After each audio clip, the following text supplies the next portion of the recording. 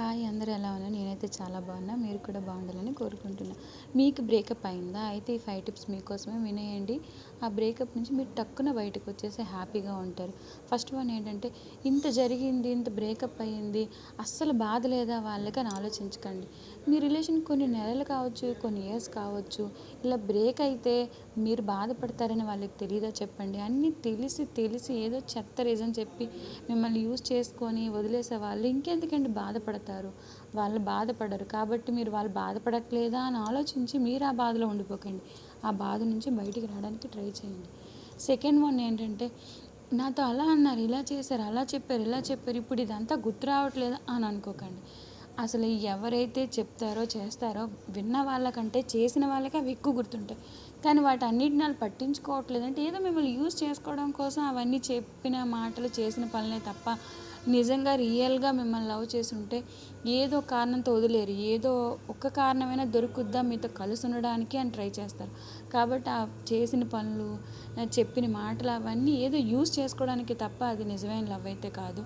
దానికోసం మీరు పదే పదే వాటిని గుర్తు చేసుకొని ఇంకా బాధపడకండి. నెంబర్ 3 ఏంటంటే, మీరు సోషల్ మీడియాలో అక్కడ ఇక్కడ నా కోసం మెసేజ్లు చేస్తారేమో, ఫోన్లు చేస్తారేమో అని వెతకడం మానేయండి. ఫస్ట్ మీరు ఒకే చోట రూమ్లో బెడ్ మీద అలా పడుకొని ఏడవడం అది మానేయండి.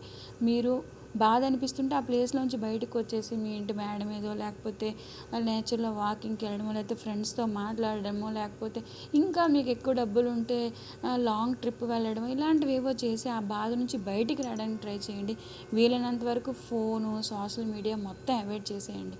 ఏంటి, ఒకటి గుర్తుపెట్టుకోండి, తెలియక చేస్తే తప్పు, తెలిసి చేస్తే మోసం. అన్నీ తెలిసి తెలిసి మిమ్మల్ని చీట్ చేసిన వాళ్ళు మళ్ళీ మళ్ళీ మీకు చీటే చేస్తారు తప్ప మళ్ళీ మళ్ళీ మిమ్మల్ని మంచిగా అయితే అస్సలు చూసుకోరు. అది లవ్ కూడా కాదు.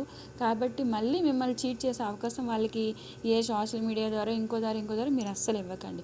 నెంబర్ 4 ఏంటంటే, చాలామంది చాలా సాడ్లో ఉండే మళ్ళీ సాడ్ రీల్స్ చూడడం, లేకపోతే సాడ్ స్టేటస్లు పెట్టుకోవడం, సాడ్ సాంగ్స్ అందువల్ల మీకు బాధ పెరుగుద్ది కానీ అస్సలు తగ్గదు. వీలైనంత వరకు కామెడీ రీల్స్ చూడడం, లేదంటే కామెడీ మూవీస్ చూడడం.